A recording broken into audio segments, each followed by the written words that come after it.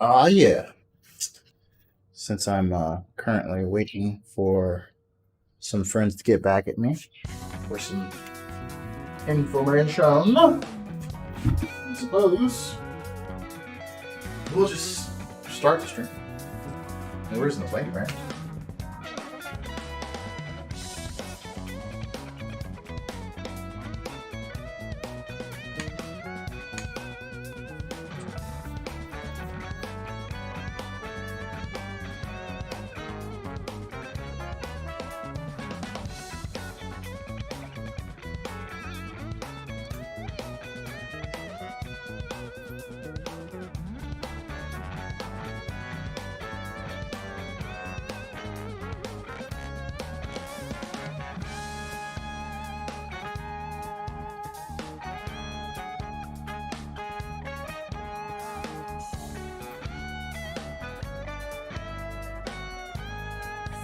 Okay.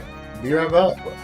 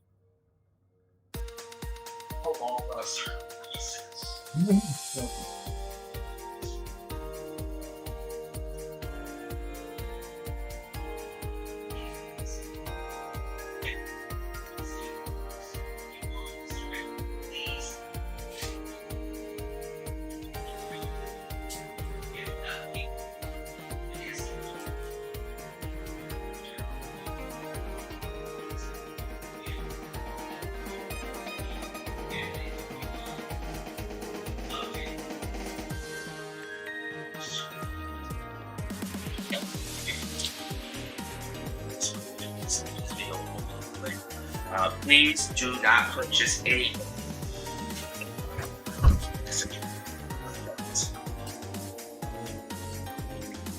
Not get any. They are constantly seeing comments letting them know, my account. Until they apologize. Damn, dude. That fucking sucks. Oh shit, an Ultimate Final Fantasy 1 guide! Oh man. Okay. So we're here. We're gonna be running raids today. We're trying to get our power level up. Guys, shit, when anybody wants to ready it up when you want, I'm good. Tactical boost. Now, we'll go ahead and get that flat bonus. Let's see, 2, 4, and 6. Not much, but it's something. Gives me boost damage. Critical damage is nice. We have to do things to get Spidey's damage up. He's not. Let's see, man. You just can't keep a fucking strike team for his race together. No. Motherfuckers are always popping in and out, I need this. I need to get. I need to save up so we can finish this utility boost perk change.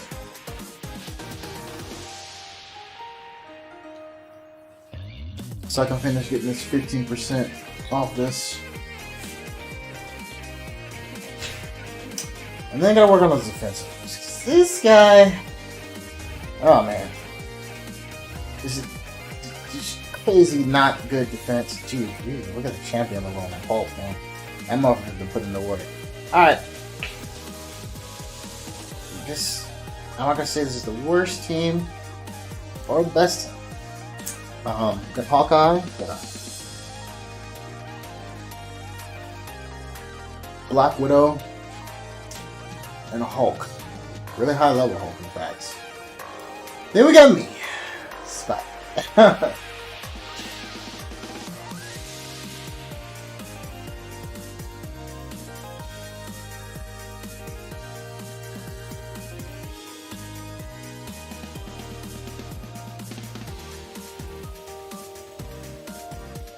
The team of Man and Nick Jackson, the Young Bucks, are one of the greatest tag teams in the modern era, and they have built an empire through pushing the boundaries of wrestling with their insane wrestling ability, chemistry in the ring, and masterful storytelling. They reached the top of the wrestling world by becoming merchandise juggernaut and clever marketing. The Young Bucks changed the landscape and formed a joined the team. This may have been a different story. Triple H endlessly courted the Young Bucks, but they ended up rejecting a $1 million a year offer from WWE. It's must have been Triple H like this. Say that you're fine. They're not really fun. It's actually kind of ironic because just a couple years It's fucked up. Triple H had them right under his nose, but he still didn't. WWE was their shot because the Young Bucks have managed to become one of the biggest tag teams in wrestling that was never backed by the WWE machine.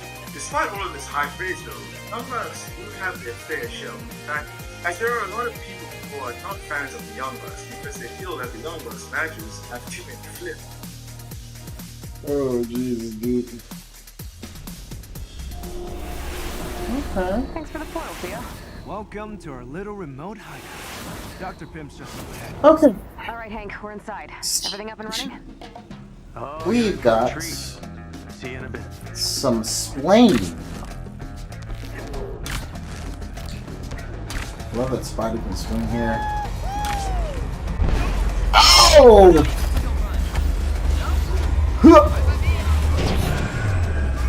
Time to go to work.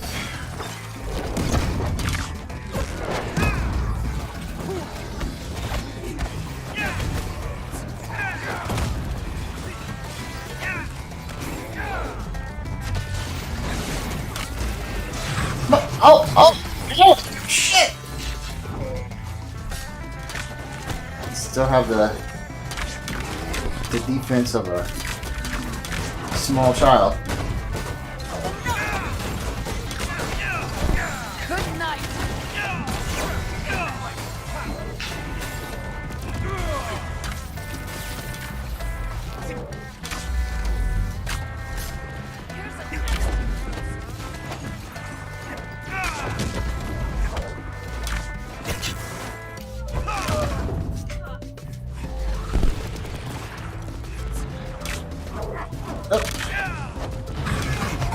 Jesus, that hole, man. Oh,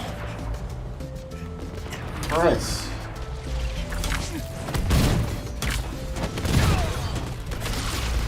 Spicy boys incoming. Alright, I'm not doing so bad so far.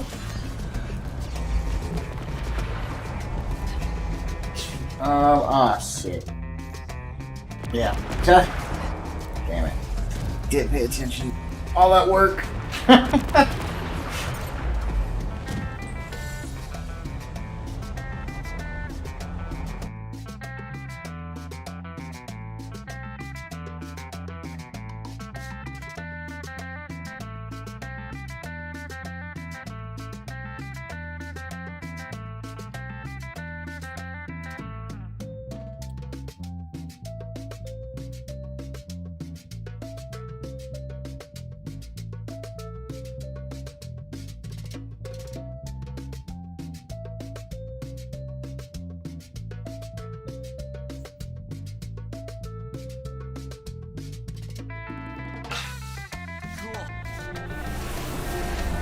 Thanks for the spoil, Theo. Alrighty, we're inside. Everything up and running? Avengers have arrived. Good to have you.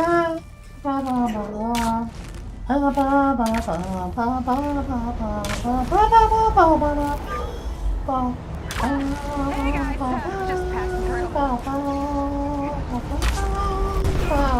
We can take them.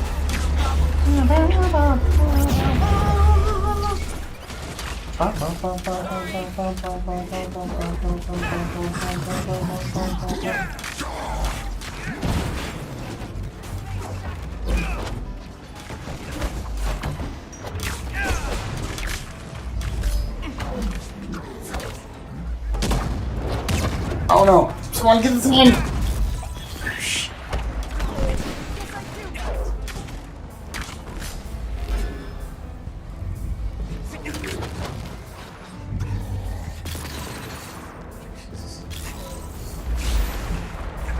Look at the timer here, guys.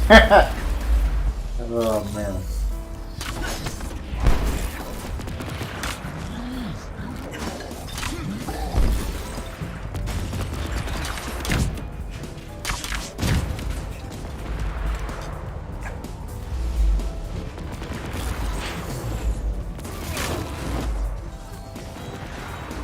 You've defeated this contingent. I expect they won't be long. What we got?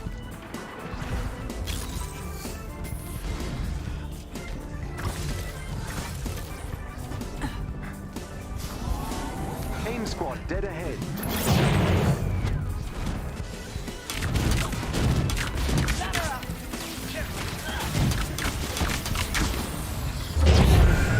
We're not alone here.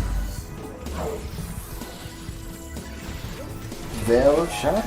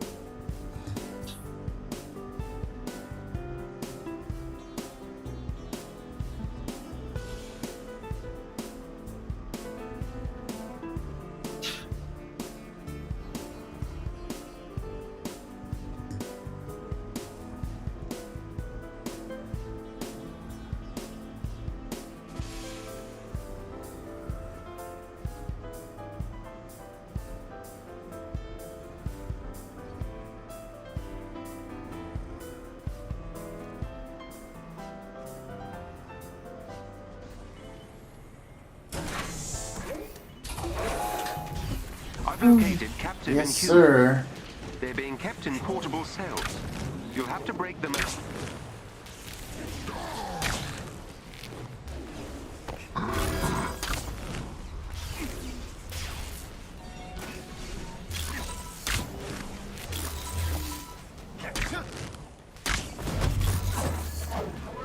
They've split up the prisoners. Something about a security breach. Let's get this cell open. Whatever Monica has planned for these prisoners, it can't be good. Sheldon, Theo. Kate? Wait a minute. What frequency are you on? I thought you were talking to Pim with his line. A bigger convoy lies up ahead. Follow the ridge and you'll reach it.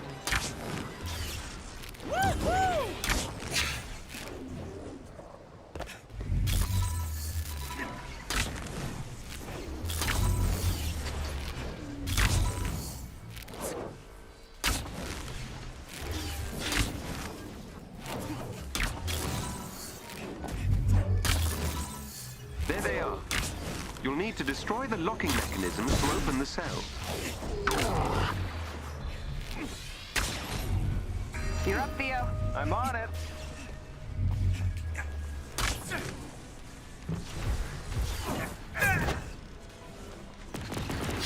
God damn it.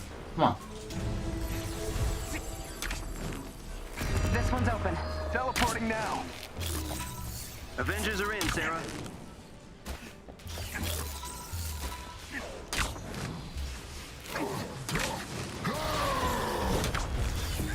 ChiLL. The cells are all open. Nice work. An elite AIM team is close by and on alert. Updating your HUD. Hi. Any chance you guys are just gonna let me open this cage and call it a day? No? Do it yourself. You know what? I'm just gonna take you out and then do it anyway. Cool? Woo!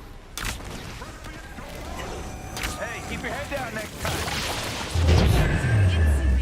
Ass kicking.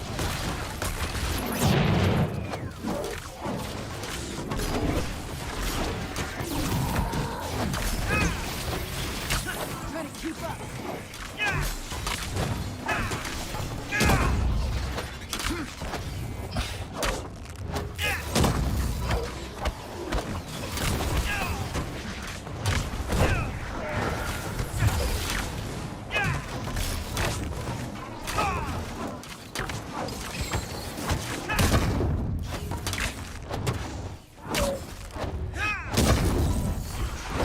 Sensors are picking up an AIM cache close by.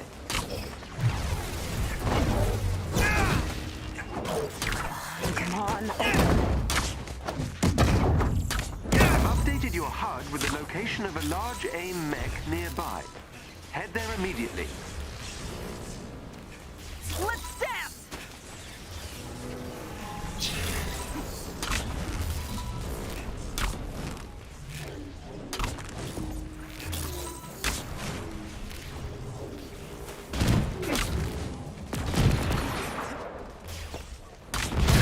Large AIM mech ahead. I shall give what instruction I can.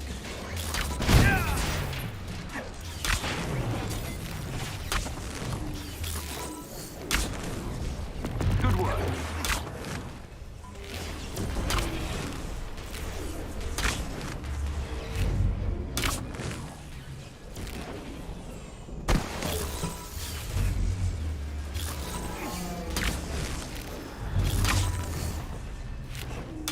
We have to hit all the vents! It's rearing up. Evacuate the area immediately. Don't have to tell me twice!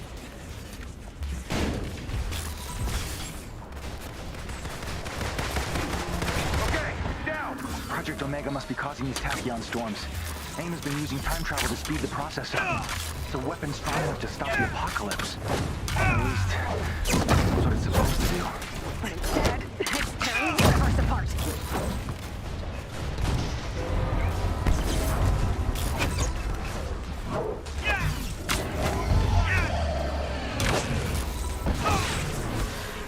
Oh, come on.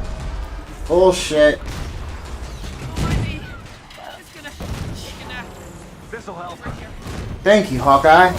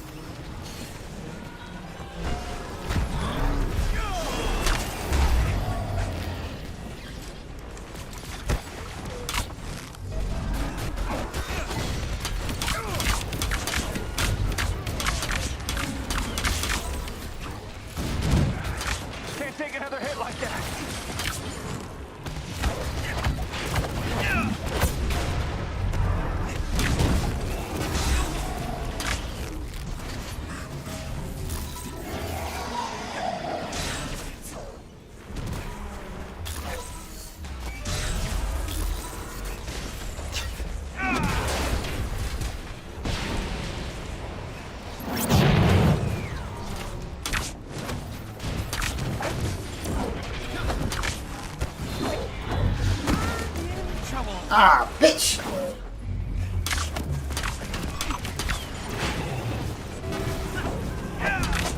Target the eye. So what's the Omega weapon? No idea. Lots of words I did not understand. But if you're right, When am I not? we have to destroy the bridge. I'm glad you're finally on board. Even if I don't make it back. Wait, what? The time back.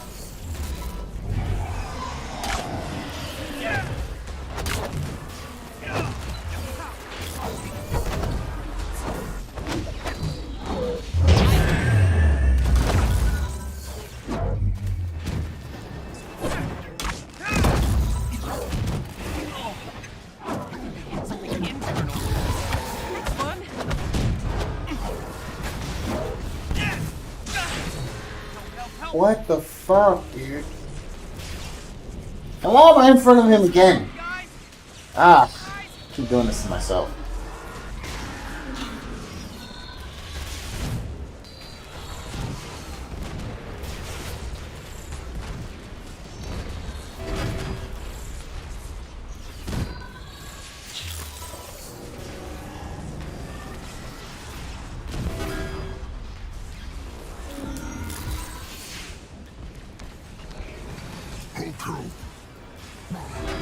I totally had it covered. Totally.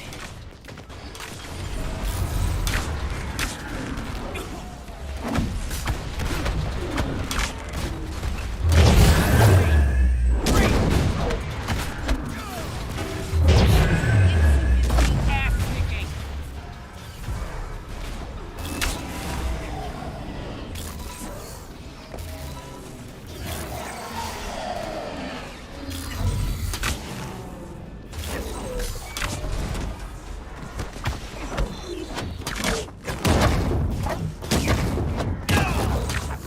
Oh shit! To do it myself. That would have been poorly. Can't live too much longer.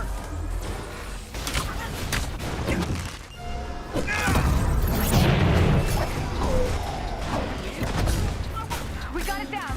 You're still going through with this? All right, we have to destroy Monica's bridge for both sides, okay? Trap her weapon in one timeline before it causes any more damage. No. You beat trapped with it. Not if I'm lucky. The machine is down. Excellently down. Another wave's coming. Let's find cover. Right away. Get inside!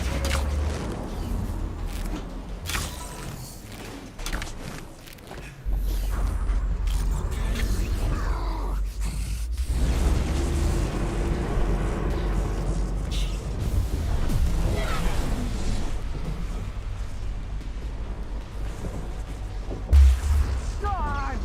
Oh, this does not feel good at all.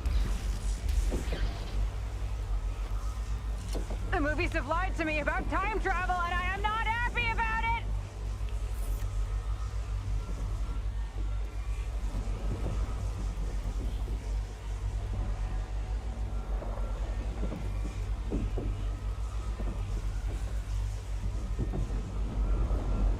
Smash the subscribe button if you guys enjoy the content that we're throwing up.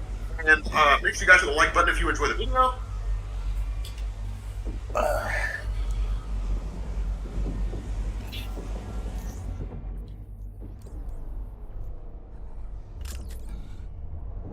The tachyon storms have only gotten worse. The last one jumped us ahead somehow. Well, look, timelines are in flux. Destroying the bridge should stabilize it. Kinda sounds like you're guessing, dude. Well, I haven't exactly done this before. This is This not should be going to end interesting. well for you.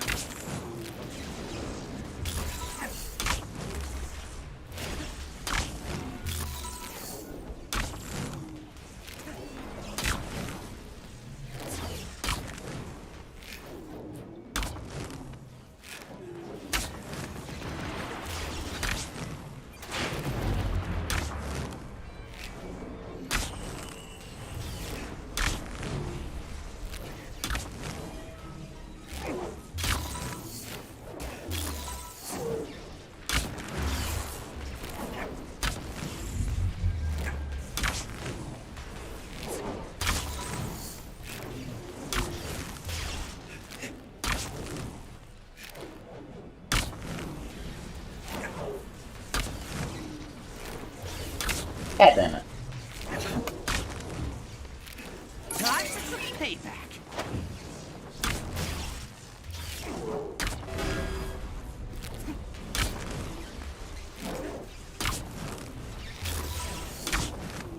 Come on, guys, you're just embarrassing yourselves.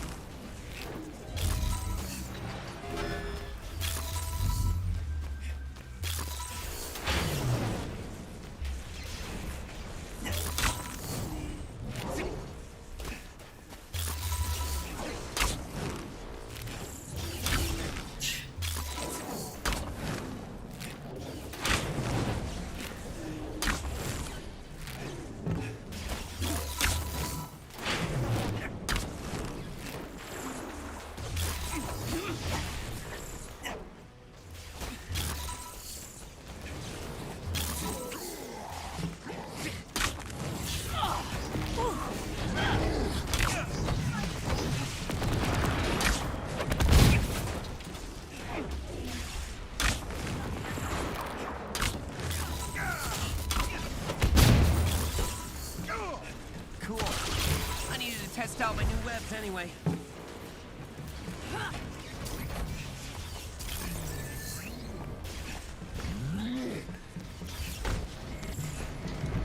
Alright.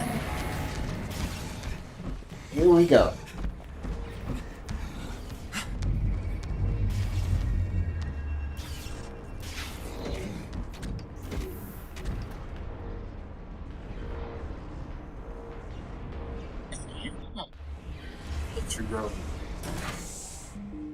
So back in 2014, one of the first videos I did explaining those characters was Carnage, and it was about 7 minutes and 42 seconds long, and it was a single image. It was nothing like the explained videos that we did later on. So we're going to change that. We are going to do Carnage Explained. We're going to do it the Comics Explained way. So because that, when it came to Carnage, he originally made his appearance in Marvel Comics back in Amazing Spider-Man issue number 361. Now this was in 1992, but one thing to bear in mind is that Cletus Cassidy first appeared back in issue number 344. And the basis behind this, the intention behind this with David Fellini, at least according to what he did with Sci-Fi Wire in 2018, was that he looked at the character of Carnage, and what he wanted to do was take the Venom symbiote and bounce it from one person to another, right? Like Carnage didn't really exist. He wanted to take the Venom symbiote with Eddie Brock, and he wanted to simply give the Venom symbiote to these characters based on whatever story it was that he wanted to go. The problem with this is that while Eddie Brock was truly a villain, well, I guess he was a villain more or less in Spider-Man comics, he was complex. And there was one thing that fans love when it comes to comic characters is characters who are complex, who are sometimes good guys, sometimes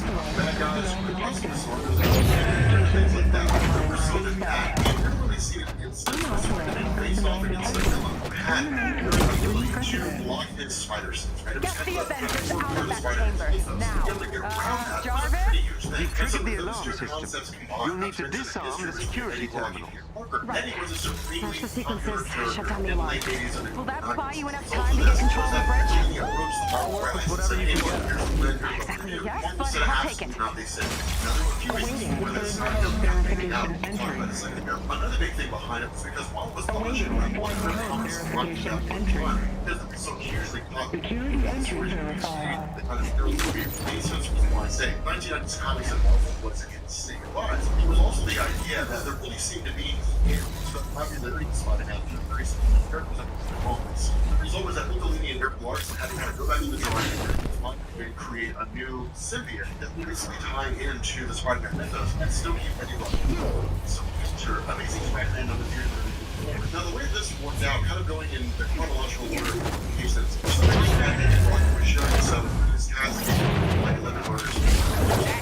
We were almost the story of this did not like it because we actually had to make that shit by reading shit. There was always this process of Eddie Brock broken out by the symbiote which left behind a position itself that was heading to its monster.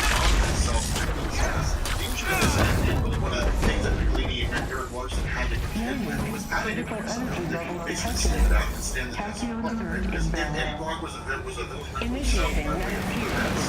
much was the make Carnage character that's unique and interesting. They could be a threat to both Venom and Spider-Man. And so they made this small little change that we had never seen before, and that was the connection bonding to Cletus Cassidy through the bloodstream. When it came to Venom, that was just essentially like a symbiotic suit that covered Eddie Brock. And that was really it. It didn't enhance the abilities and things like that. It actually had basically allowed all to go along and say, well, this is what happens when the symbiote bond with you on this level. You become a lot more powerful than you normally would if it just bonded to your suit. And that's exactly what happened. And so between issues 344 going into issue 361, and then 361 go part, and between those two powers, you kind of saw these bits and pieces here and there. You didn't really see it a lot. Instead, it wasn't really until 361 that this full-on introduction and this idea of what it was that the Carnage symbiote was fully capable of. Now, when it came to Spider-Man Unlimited 1, 2, 361 to 363, this whole Peter Parker and the Fantastic Four, and the team up with it in order to take out this task. Now, the original story was more about it's what kind of character you can expect when it came to this Damn it, AIM's still in control of the bridge. We need to hurry. I'm trying. Defend the bridge. On it. This is beyond your understanding. I won't let you get in my way. Yeah, I wasn't asking permission. Your experiments are destroying reality. Those tachyon storms are your fault. We're absolutely Fantastic Four, and then ultimately Venom, which turned out is this guy and just like Carnage, like in his blood, like that. It was something we hadn't really seen. And in terms of the physical one, it was like the actual red and black suit. This was basically the concept of blood. The reason for this was because it was supporting the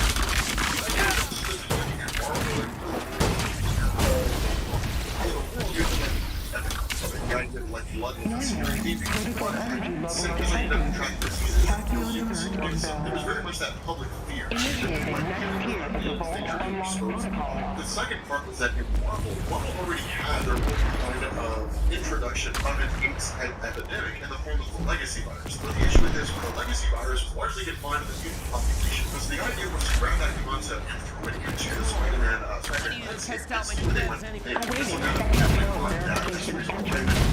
Does because one is it basically like the symbiote kind of manifests the bloodstream, that's the reason why it's red, and two because it has that whole blood fear abuse. But with this character being introduced, it was sort of murder and it was something that we hadn't really seen. We hadn't really seen a villain introduced in such a way to where there was no real moral analysis. The exception to that was probably the same. But aside of that, most all villains have this to a degree, or at least they were trying to achieve, whether it be the acquisition of wealth, power, or what have you. With Carnage, you were just chaos and pandemonium because it was a nihilist. You believe that life is meaningless, the only way to really be free is to do whatever you want, and to free people, quote unquote, by basically killing them. And so at the end of this introduction of this character, ultimately he was defeated by the blind efforts of Spider-Man. Now, the popularity of this story cannot be overstated because it was insanely what happened in the first see a tried and true team up between Spider-Man and Venom. The two of the most popular characters that had going at the time outside of the X-Men, and then in turn teaming up against the villain, the likes of which was team. And so Marvel immediately set to work and creating Playbook to it. And this, of course, is the story that was to be Maximum Punch.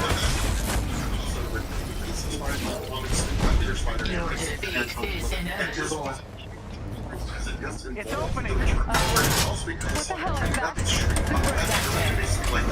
This kind of scream that would drive people to insanity and sort of attacking each other. Demogorgon, Furion, Looks like this new Killbot is a big Avengers fan. Doppelganger, The Spider-Man. shield, the hammer.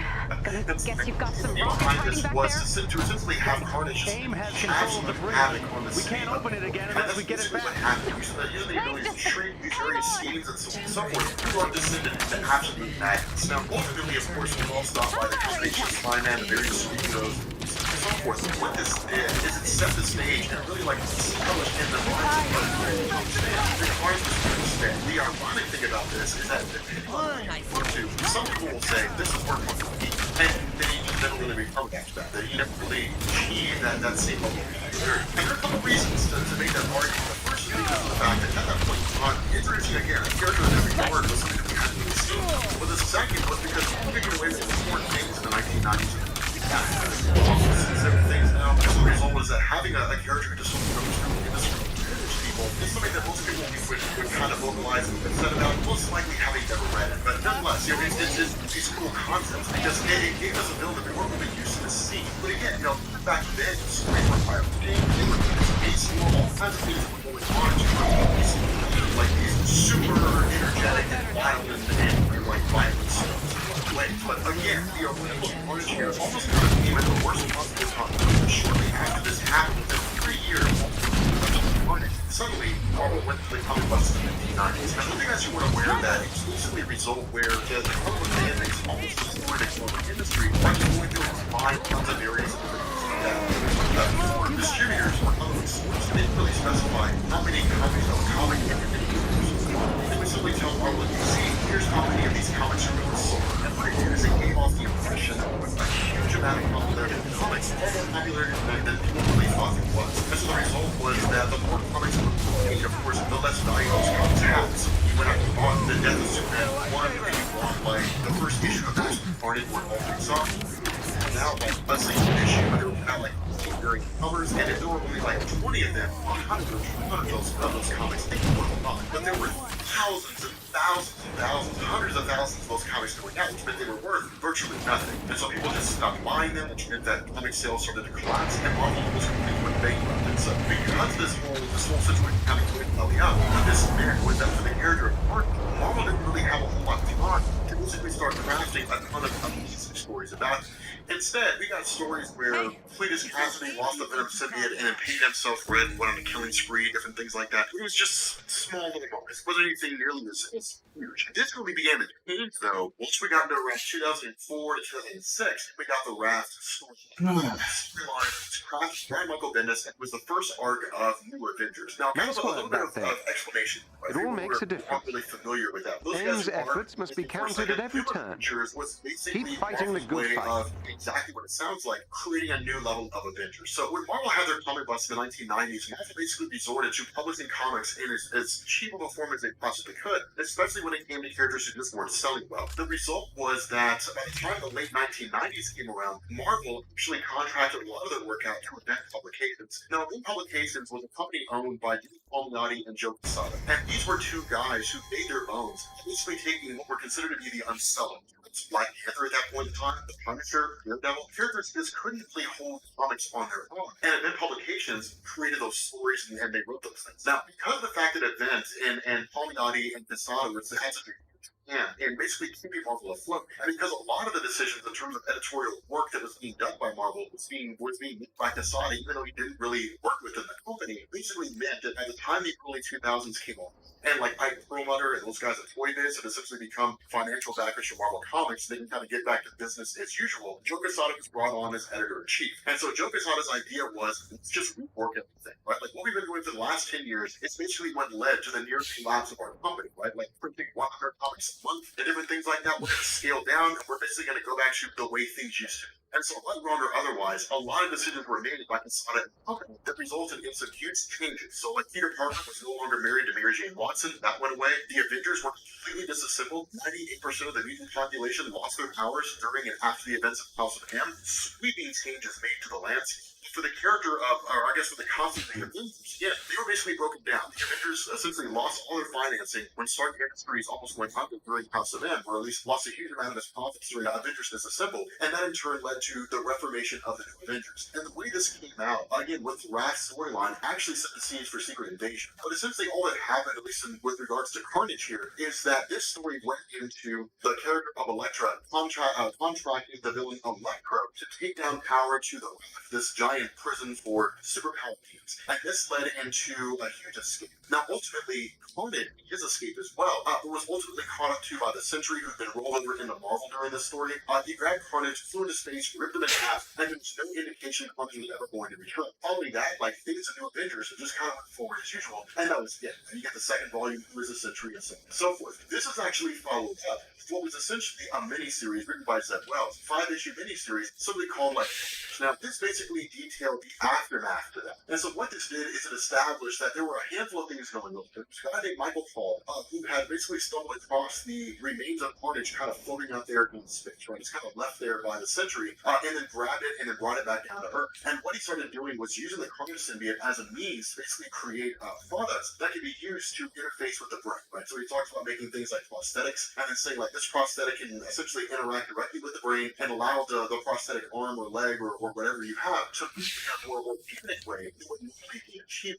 Now, ultimately, this drew the attention of Tony Stark, which in turn drew the attention of Spider-Man. The two of them teaming up, and we ended up seeing like the return of Shriek and a few other characters. But we ended up learning that the Carnage symbiote was trying to find a way back to its host, Cletus Cassidy. But the question was, if Cletus was dead after the events of Wrath, then what happened to him? And that's when it was explained to us that what the symbiote had done was basically keep him alive as best it could until he was essentially rescued, which happened just in the nick of time. But because of the fact that Cletus Cassidy was kind of kept as a prisoner, that when the Carnage symbiote broke out and rebonded itself to Cletus Cassidy, that it was the official return of Carnage going into the new Marvel era. And because of this, because Cletus Cassidy was now back on the stage, Cletus Cassidy now had the Venom symbiote again, which became what are people what's Marvel going to do after that? And that's why I say some people look at that and kind of say this is where he peaked. Because following that, we got a few stories that came out of it. We got Carnage USA, where basically Carnage spread the Venom symbiote like across the country. We got the Venom Carnage storyline. We saw Cletus traveling to the Microverse, eventually getting into a conflict with Scarlet Spider and Venom, only to be stung by Scarlet Spider and put into a catatonic state. We saw the Superior Carnage story, which took place at the same time as Superior Spider-Man. It basically led to Cletus Cassidy effectively being rebonded with the Carnage symbiote and facing his brain, and then turning around and becoming kind of like a model prisoner of sorts. You got the Deadpool versus Carnage storyline, which we need to do. We haven't actually done that yet. You kind of got to use these Carnage mini-series for us, these small little mixing things that popped up here and there. But what seemed to be the case, at least what we saw coming out of Marvel, was that during this point in time, there really seemed to be no indication that we were going to go back to the days of yesteryear, the mid-1990s. It was just Carnage indiscriminately murdering people and writing carnage and blood on the walls. And indeed, for the most part, it didn't. We really wouldn't go back to that point for quite some time. At least now, up until or at least until we got especially now going into Absolute Carnage. One of the better shifts to the character, one of the more interesting shifts to the character came by way of the Axis event. Now, Axis was an event that Marvel released back really like a few years ago. Heroes became villains, villains became heroes, and it was interesting for what it was because it came out of Red Slot where the Red Skull had basically stolen the mind of Charles Xavier and was kind of amassed like this new onslaught form. It was okay. It was really more the tie-ins that made the story interesting as opposed to the main event itself. But this was a way to kind of turn Carnage into a good guy and send him into a phase of being a hero. And one of the reasons why this works so well is because as it was written by Rick Spears, the Carnage tie-in, the Axis, gave us a kind of picture of the character that we didn't see. Carnage was well known as being a murderer. He was well known as being crazy. It would be like if the Joker became a good guy, became like a hero. And it was awesome. It was an amazing story to see. The issue with this is that, again, Axis was designed to basically invert for a temporary amount of time, and then to kind of see what's stuck and run with it. And so following Axis, where characters like Iron Man stayed bad guys, this became like the superior Iron Man, Carnage went back to being a villain again. Now, during his time as a hero, he actually befriended Sam Alexander. And at the time, Sam Alexander, being the new Nova, kind of taking over the role for Richard Rider, was hugely popular among young readers. And so Marvel really kind of looked at that as a means to kind of follow the Stan Lee Jack Kirby form and function of the role the Fantastic Four played, albeit on a smaller scale. And what I mean by that is, back in the 1960s and 1970s, if Stan Lee and Jack Kirby wanted to introduce a character or team and basically kind of give them exposure to a readership, to a huge amount of readership, they would throw them in the Fantastic Four. It was kind of the premier team of Marvel, or they would team them up with Spider-Man, or something along those lines. Some huge title that would get them exposure they wouldn't normally see. At the time, because Sam Alexander was so popular, kind of having him become sort of a hero and friend to Sam during the events of Axis, and even kind of mentor him to a degree, only to have him turn back into a bad guy and go again back into the Sam Alexander stories, was really Marvel's attempt to kind of write giant letters and say Carnage is back to being a bad guy again. Carnage is back to being a villain again. And it was kind of a good little reprieve for a little while, but ultimately it didn't really seem to stick. I mean, the notion of him being a Hyrule Warriors Age of Calamity was an extremely successful follow-up to the original Hyrule Warriors in more ways than just sales. Through careful iteration, The formula for playstyles and Warriors games has slowly increased in complexity, allowing for full casts that have their own feel and rhythm that will suit different players in different ways. Even though each player is bound to have their favorites, today we're going to put that aside and attempt to look at the cast objectively for the purposes of a tier list. I say objectively, but every tier list is the creator's own subjective experience, and this one is just mine. Whereas the original Hyrule Warriors favored characters with strong, weak point depleting combos, along with a solid mix of single target and area target damage, Age of Calamity's playstyles benefit a whole lot more with synergy from other parts of their moveset, such as unique abilities and Sheikah Slate runes. Simply being able to rack up huge KO counts is pretty much a non-issue here, as a mission to get so many KOs comes up only very rarely. Bosses of both the minor and major variety are a much more frequent aspect of this game, and the best characters are the ones who can create their own opportunities for massive damage quickly, while also being able to pump up that damage while being mostly safe. In this video, Damn, 2 Spider-Man? Fuck! Playstyles pretty much interchangeably. But do note that something like Link with his one-handed swords is going to have a different place than Link with his two-handed swords, because when you select that weapon, Link plays very differently. The tiers break down like this. This tier is reserved only for the truly broken characters. Ideally, this tier should be empty. Dude, what the fuck? Why does it keep freezing? And they're bound to have something in their kit that pushes them up to this. B-tier characters would be good, which have little to no downsides and do well in most situations. They are most of the playstyles in a given. What the hell is going on, man? C2 really can't say that things shake out like that here anymore.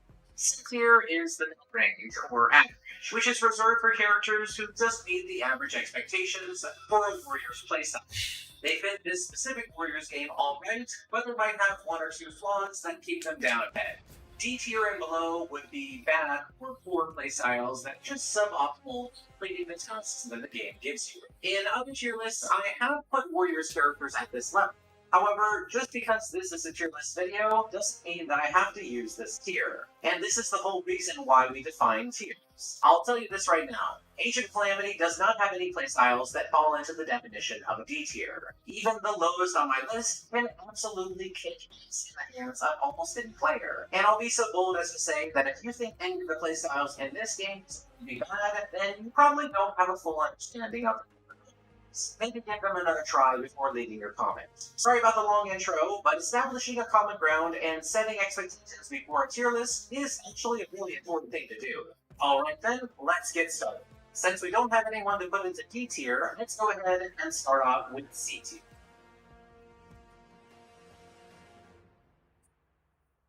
It really does pain me to start out this list with Darren, who has a playstyle that I absolutely love, and one that was made much stronger with the recent addition of his EX ability. But someone has to take up the bottom slot, and Naruto quite simply has the most inefficient set in the game. Yeah. To me, it seems different from Warriors game altogether. And here he doesn't really have any great synergies in his fighting style that this game kind of defends. The best of these being his huge problem in actually breaking enemy weak point games. In a Warriors game like this one, where eliminating targets takes higher priority than KO goals, the ability to seize on every weak point through stasis is huge, and only getting them to broken or less is always a disappointment, and a huge cut to his overall DPS. Although he, like the rest of the cast, has plenty of ways to force weak points out, his stasis, one of only 3 in the game that do not allow you to dodge cancel out of the built-in animation, unfortunately only does a small amount of weak point gauge damage. I'll say that you can set up magma pillars to explode at the same time as stasis comes out. However, the time and effort it takes to do this is much greater than what pretty much everyone else on this tier list can do just automatically. I'll say this one more time. There are no best, and we are starting out at C tier right now. Simply because Daruk's damage is a little bit slower to dish out than others is not a death sentence. In fact, his ability to guard through almost everything can make him an excellent character for beginners. Tier listing this game, efficiency is huge, and this has to be where this extremely lovable Goron has come.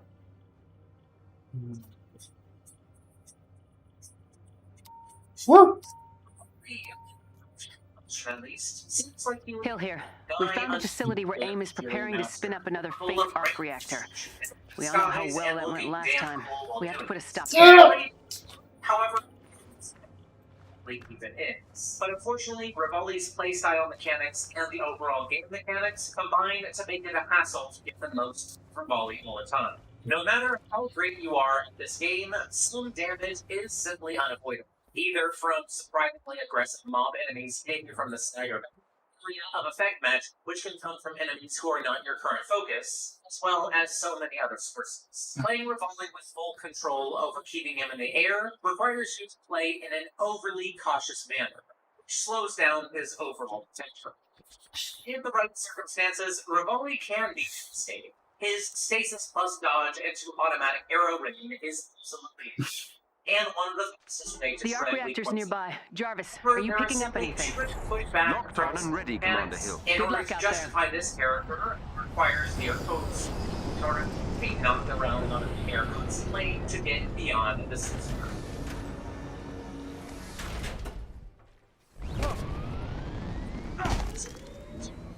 This tier level, so we're going to naturally get a little bit more. And to be honest, I wasn't really sure how to order in these 4 places. But at least for now, Blood Sphere links is a bit lower in the average output. Being the most underwhelming late playstyle, the Sphere at its core is a pretty plenty of excellent attacks, which will very quickly as well. Late by design is now and that is probably one of the highest level characters for any player of this game. Because his secret weapon option, the Sphere definitely does give the feeling of flying right through waves of enemies, but not at all out of place in a Dynasty Warriors fest. Still, even with the incredible speed that's placed out against you, with nothing really fluffing in its repertoire, it's gonna sit in the C tier.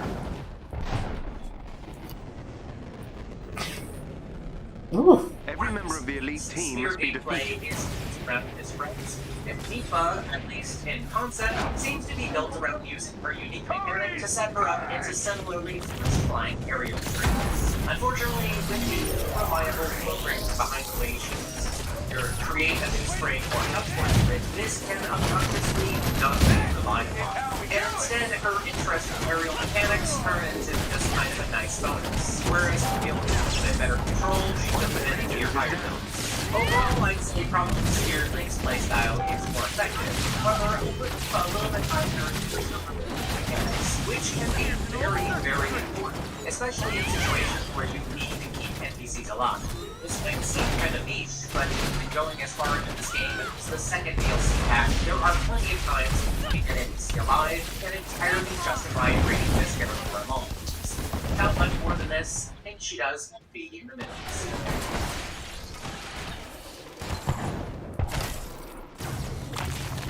Character that I want to be stronger than he is, possibly because he's just so cute. There's simply ways to get a lot more Guardian. He has a lot of moves with a lot of interaction between his we need to take control of this system. Get me to the location on your heart. You have put in a lot more for the same result that the rest of the cats did without needing to try. Bypassing their security will take some time. Keep the area clear, but stay in range of the control point. Which tier becomes harder and harder.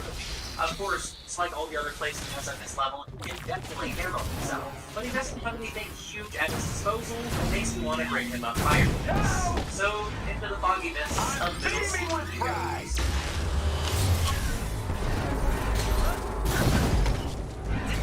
Like with Turbo, is another victim to the EX abilities of DLC2, getting all the characters around him upward stayed at about now. As technical as the king is with his 2 dynasties, his general slow speed and difficulty in getting to an actual revealer, in my estimation, makes him something. This is freestyle. Much like with Rivali, there are certain triggers that and force the king in and out of stages. So, the king can definitely break the king. And so, he's going to be up here in Avengers.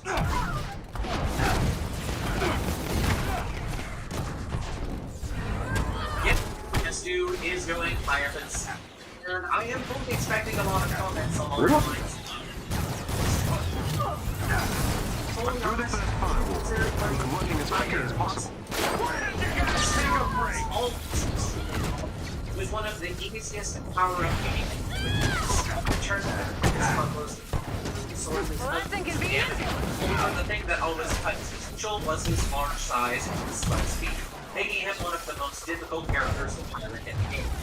Has to not gotten such an utterly amazing EX ability, he probably would have absolutely confident in this series, possibly even sinking to the very bottom. However, this is not the case, and instead has to gain the single best new C7 buff. Okay, pick up the All pace, his Avengers. incorporates special attacks into I'm almost done. Hang in there. which is absurdly powerful.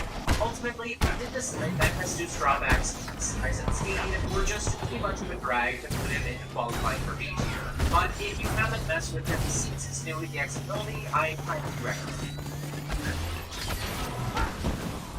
Come on, guys, we can do this! From of C tier, we have reviewed.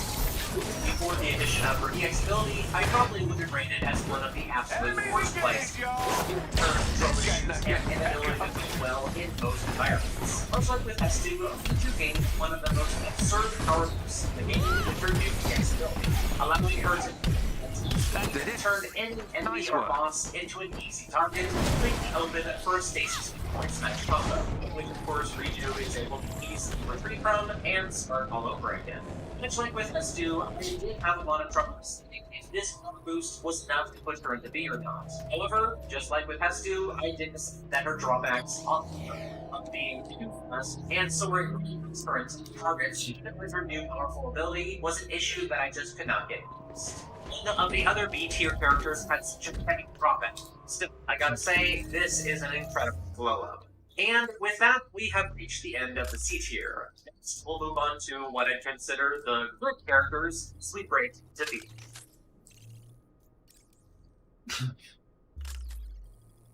Starting out the B tier, we have the first DLC playstyle, Luke's Flail.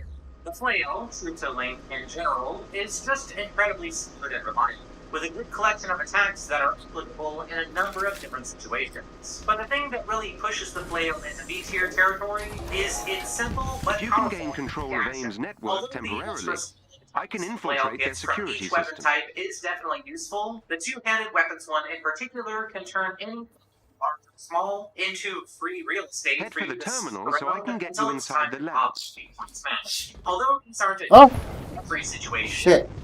Rushes. Challenge accepted. Enemies in most situations guarantees the Flail is nearly always a great hit, and one that is hard to wrong.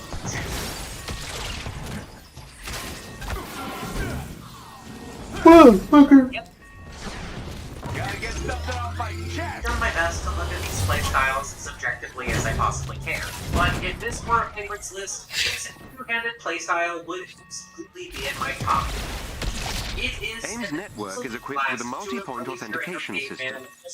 I need access to multiple terminals. The more the better. There are a few other playstyles in this game that are less specific to seal and food built. Hope you're in the mood for a ones that fight. look nearly as cool while using them. As you can tell, AIM will attempt to initiate a shutdown but protocol despite if the they gain power that it access to the does terminal. offer, it is still Cannot doing let all of these things in instance. And I wouldn't say that the return on that investment significantly puts it higher than the majority of playstyles in this game. There are other ways to play this weapon more safely, such as focusing on its range attributes to make its trade-offs much safer, but even in that format I probably wouldn't put it beyond the B tier anyways. So this is probably a good place.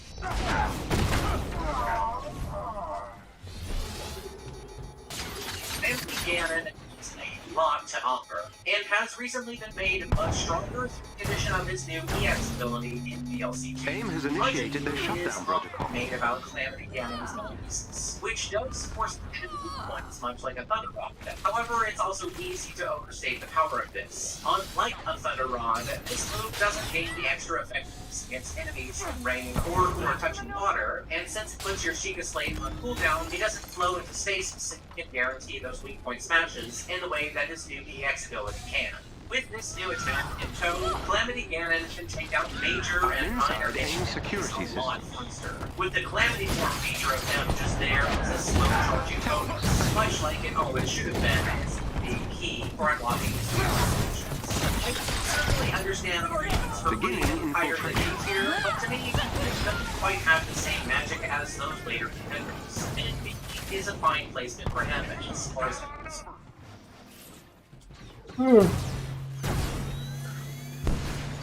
When first speaking with Suga's playstyle, I thought that he would be a contender for A, with his solid set and an incredible. That helps. However, Thank as you. time has gone on, I feel that my initial reaction may have been a little bit extreme, due to just how good he is at one specific thing. And that one specific thing is defeating huge bosses. Suga, without a doubt, is the absolute best boss killer in this game, to the point that it's actually embarrassing seeing something like a Hinox or Guardian go against him with their long, slow, fast attacks. However, this game is not entirely made up of slow bosses that counteract their attacks, or boss encounters only ever 1 versus 1, which, as I started to consider those types of situations, made me eventually drop Suga down to this level. Keep in mind, Suga is far from the only character in this game to have security even before network. DLC 2 gave a similar power to them. The shield marked our next destination on your HUD. Can also defeat all manner of attacks just fine. Lasers or guardians, but bullets too. Suga definitely feels like the easiest to use. However, I also feel that his unseeing meter should really have more benefit early on. As nice as it seems to imagine that you can build up to 3 counters with one random forever, there is enough random damage from mob attacks and crit damage in this game that you'll probably end up losing it far sooner than you would like, and it will then take longer to charge back up, far longer than you would like. I really wish I could justify him into A, but B tier has got to be the best place for him.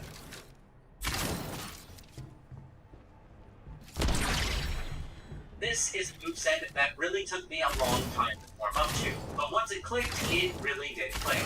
As the successor to the young /TT playstyles of the original Hyper Warriors and Holy Warriors, this Zelda moveset doesn't really reach either of those levels, but it still brings along a powerful set of attacks, particularly for long-range arrow attacks.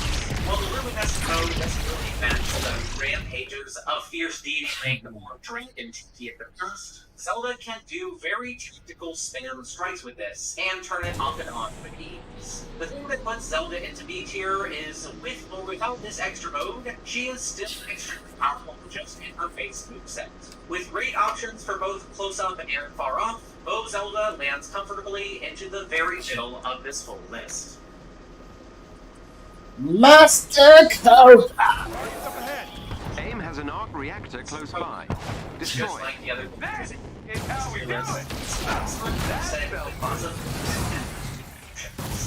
master how to turn his stress meter into consistent fix lasers. Koga can turn many enemies into stun messes and getting their health and hit point gauges burned down very quickly. Koga's kit is truly remarkable and is always a fun time to control and behold. But unfortunately, I do think the baggage of having to manage his stress meter or be punished is going to keep him just out of A. Here on the higher side of B is just right. Right. Sure. Sakura and Robbie have ridiculously powerful SPs and are normal, with perhaps there being no better C6 move in the entire game, which, despite having a slow startup, is one of the reactor is powered by 4 energy junctions. Destroying them should destroy the reactor. This is kind of what I mean when I say they're totally fine with or without defined case machines. But in situations where those defined case situations, they just that's an excellent machine. Like with Master Koga, it is only of those things that keep this powerful playstyle from attaining further. Another junction down.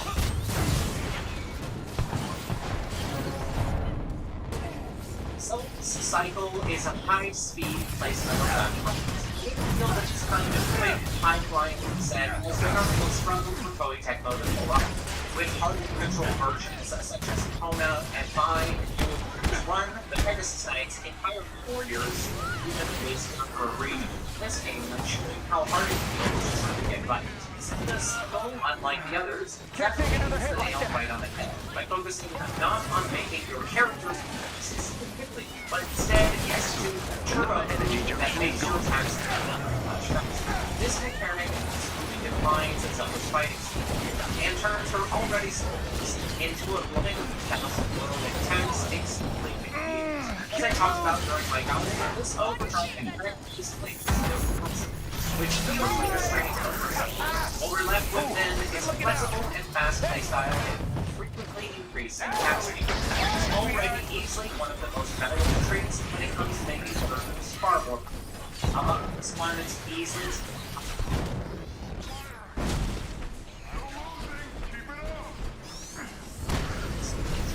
Here we have everyone's playstyle, ultimate traits, one of the weapons. Set forward in my final tier list for Warriors 1 that I wish that the Master Sword in general would not be games to be called for our function. And I am happy to say that this eventually did come true. Age of Calamity is rich with different characters that are all powerful in their own way. And you characters are remind you of good and not bad at all. Universal reliable movesets. This makes reaching for playing less of a given. But when you do, this moveset really has everything that you want. An easy to control, solid selection of heavy attacks, a great unique action that can set up weak point smashes but can't be overly abused, and now with the addition of this EX Thank you, Avengers. the option to We'll continue monitoring AIM's facilities. Last thing we need is a highly unstable arc reactor in their hands. The characters from this point and beyond are all able to offer something on top of these basics. And of course, as we progress from here, things are going to get pretty crazy powerful, although not like broken in the A tier. Okay. Well, this time to take a bit of a break. Be back in a bit.